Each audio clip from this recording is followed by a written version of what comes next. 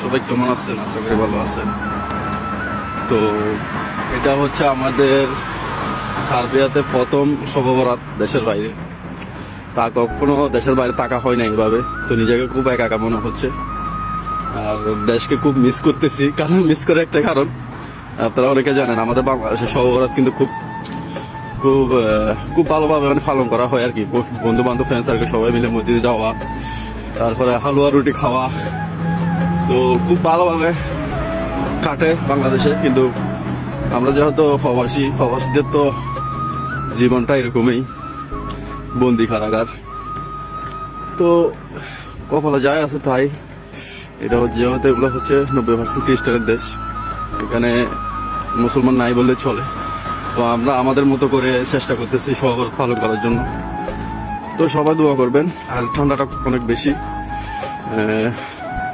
Almost -4-5 করতেছে। তো আজকে হচ্ছে 13 তারিখ, বাংলাদেশে 14 তারিখে হবে, আমাদের 13 তারিখে হইতেছে। তো সবাই ভালো থাকবেন।